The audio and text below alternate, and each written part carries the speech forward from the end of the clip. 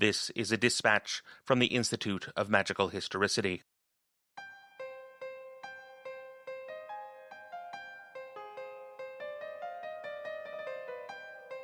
These dispatches come in from across our worldwide network in New York, Zurich, Rochester, Prague, and San Francisco. They are written and read by Institute President Benjamin Wax and scored by the Dean of Aesthetics, Ariel Cruz. They have been peer-reviewed for accuracy by the Council of Three and fact-checked by Institute staff. For more information, visit magicalhistoricity.com.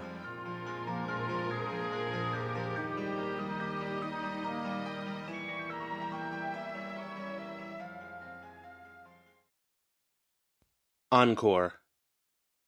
She dropped out of her classical music program and abandoned her scholarship to travel to Europe and be an au pair, because seeing the world seemed like a better life than spending long days in practice rooms the size of a closet.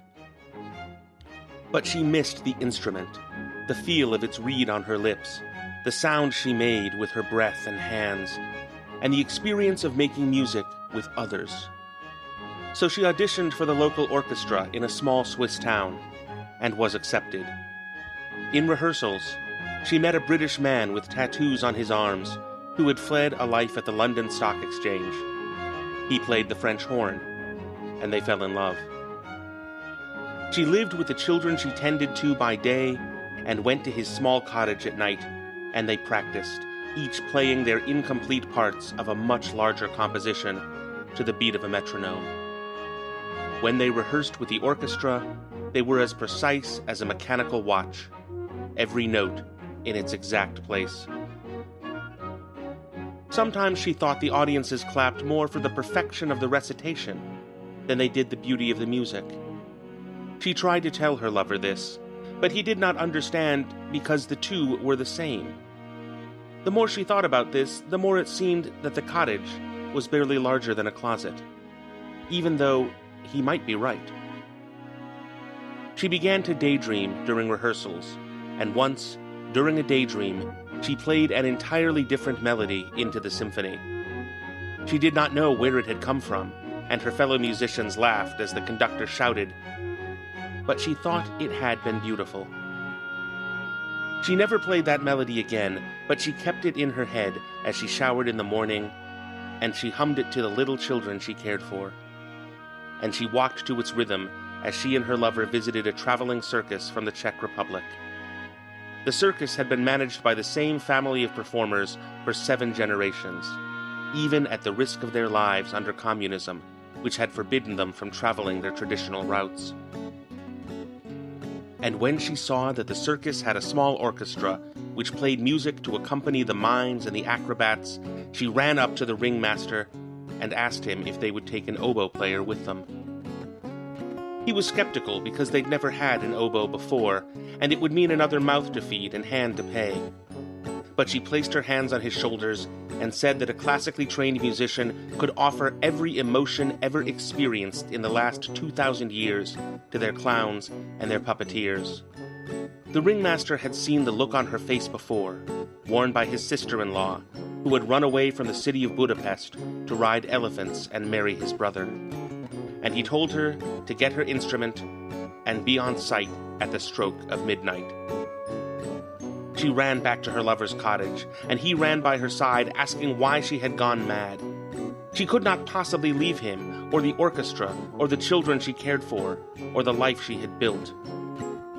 She reminded him that she had run away once to be here just as he had. "You could do it again," she said. "We could find a whole new kind of music together." "It will be so much less than what we have," he told her.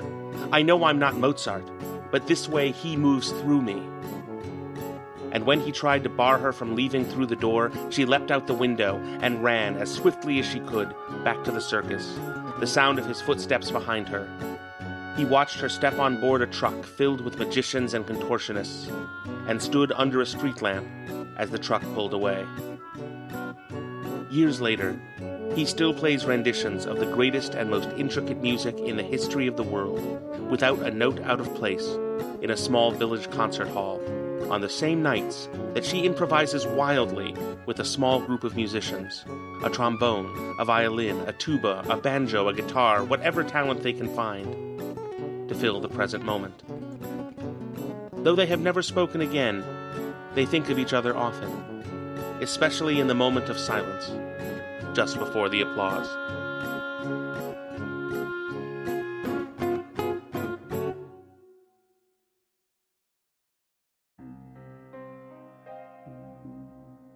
This has been a dispatch from the Institute of Magical Historicity. The Institute is headquartered in San Francisco with major offices in New York, Zurich, Rochester, and Prague. Dispatches are released twice a month on iTunes, SoundCloud, and other services, with additional dispatches provided exclusively to Institute members. Dispatches cannot be taken for credit, but can serve as course prerequisites. The Institute is a signatory to the Johannesburg Protocols and is in no way affiliated with Benjamin Winter or his estate. For more information, including a selection of workshops, books, artifacts, and certifications in magical historicity, visit magicalhistoricity.com. You can support the Institute or become a member on Patreon at patreon.com/magicalhistoricity.